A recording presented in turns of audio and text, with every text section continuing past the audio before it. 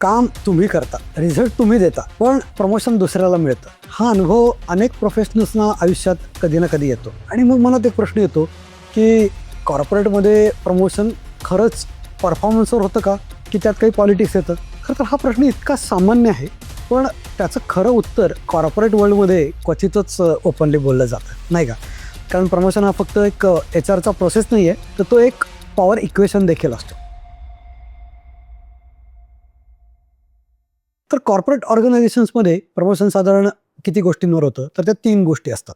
पहिली म्हणजे परफॉर्मन्स, दुसरी परसेप्शन आणि तिसरी म्हणजे पॉवर डायनामिक्स. बहुतेक प्रोफेशनल्स आयुष्यभर फक्त पहिल्या गोष्टीवर लक्ष देतात, म्हणजे परफॉर्मन्सवर. आणि आपण असं समजतो की मी मेहनत केली आहे, टार्गेट अचीव्ह केलंय, टीम आउटपुट भरपूर दिलंय, मग प्रमोशन आपोआप मिळून जाईल. पण बोर्डरूम किंवा सिनियर मॅनेजमेंटमध्ये डिस्कशन थोडं वेगळं असतं. तिथे प्रश्न असा नसतो की हा माणूस किती मेहनत करतो. तिथे प्रश्न असा असतो की हा माणूस पुढच्या स्तरासाठी योग्य आहे का? इथेच सगळा खेळ बदलतो.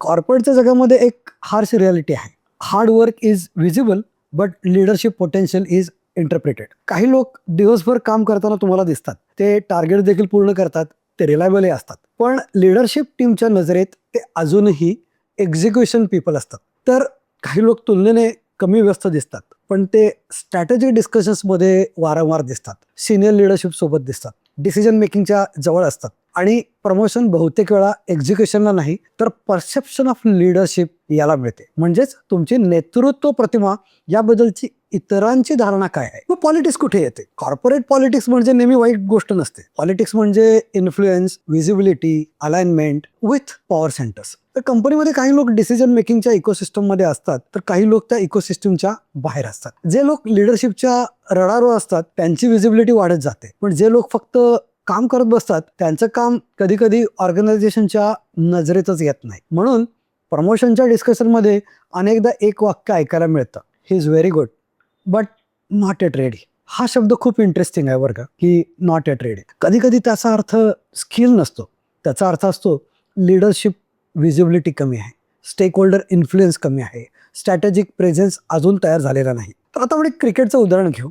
कधी कधी क्रिकेटमध्ये असा एखादा खेळाडू असतो जो नेट्समध्ये खूप मेहनत करतो, डोमेस्टिक क्रिकेटमध्येही खूप रन्स करतो, पण नॅशनल टीमसाठी जेव्हा सिलेक्शन होतं तेव्हा सिलेक्टर्स केवळ रन्स बघत नाहीत, ते बऱ्याच गोष्टी बघतात. तर ते काय काय बघतात, तर हा प्लेअर प्रेशर हँडल करू शकतो का, मोठ्या मॅचेसमध्ये खेळण्याचं त्याचं टेम्परामेंट कसं आहे, संघाला जिंकवण्याची त्याची क्षमता किती आहे, क्रिटिकल मोमेंट्समध्ये महत्त्वाच्या क्षणी तो योग्य निर्णय घेण्याची मॅच्युरिटी दाखवतो का. म्हणून कधी कधी स्टॅटिस्टिक्स चांगले असलेला प्लेअर सुद्धा बाहेर राहतो आणि दुसरा प्लेअर टीममध्ये निवडला जातो. कॉर्पोरेट वर्ल्डमध्येही काहीसं असंच होतं. स्कोअर कार्ड महत्त्वाचं आहेच, पण सिलेक्टर्स जे पाहतात ते फक्त स्कोअर कार्ड नसतं. तर कॉर्पोरेट करिअरमध्ये आपण एक महत्त्वाची गोष्ट समजून घेतली पाहिजे, की promotion is not a reward for past performance, it is a bet on future leadership. Organisation जेव्हा प्रमोशन देते तेव्हा ती फक्त मागचं काम बघत नाही, ती विचार करते की हा माणूस ऑर्गनायझेशन रिप्रेझेंट करू शकतो का, हा माणूस डिफिकल्ट स्टेक होल्डर्स हँडल करू शकतो का, हा माणूस इन्फ्लुएन्स बिल्ड करू शकतो का, म्हणजे आपला प्रभाव दाखवू आणि वाढवू शकतो का. कारण कॉर्पोरेट लॅडरवर वरती जात असताना कामाचं प्रमाण कमी होत जातं, पण इन्फ्लुएन्स आणि स्ट्रॅटेजिक प्रेझेन्स एक्सपोनेन्शियली वाढत जातो. म्हणून प्रमोशनमध्ये पॉलिटिक्स असते का? हो असते, पण ते नेहमी निगेटिव्ह पॉलिटिक्स नसते, ती असते ऑर्गनायझेशनल डायनामिक्स. कॉर्पोरेट जगात एक सिंपल फॉर्म्युला आहे, work builds credibility, visibility builds opportunity, influence builds promotion. म्हणजेच काम तुमची ओळख बनवतं, विश्वासार्हता निर्माण करतं, योग्य जागी दिसणे तुमच्यासाठी संधीचे दरवाजे उघडतं आणि तुमचा प्रभाव तुम्हाला प्रमोशन मिळवून देतो. जर एखादा प्रोफेशनल फक्त पहिल्या गोष्टीवर लक्ष देतो तर करिअर एका मर्यादेनंतर थांबू शकतं. कारण कॉर्पोरेट करिअरमध्ये एक कठोर सत्य आहे, तुम्ही किती काम करता हे महत्त्वाचं आहेच, पण ऑर्गनायझेशन तुम्हाला कसं पाहतं हे त्याहून महत्त्वाचं असतं. म्हणून पुढच्या वेळी प्रमोशनबद्दल विचार करताना फक्त एक प्रश्न विचारू नका, मी किती मेहनत केली, तर दुसरा प्रश्न तुम्ही स्वतःला विचारला पाहिजे की लिडरशिपच्या इकोसिस्टममध्ये माझी व्हिजिबिलिटी किती आहे. कारण कॉर्पोरेट करिअरमध्ये शेवटी एकच नियम चालतो, परफॉर्मन्स तुम्हाला दारापर्यंत आणेल, पण प्रमोशनचे दार उघडते ते म्हणजे इन्फ्लुएन्स, तुमचा प्रभाव. आता मला तुमच्याकडून एका प्रश्नाचं उत्तर हवं आहे. तुमच्या करिअरमध्ये कधी असा अनुभव तुम्हाला आला आहे का, की काम तुम्ही केलं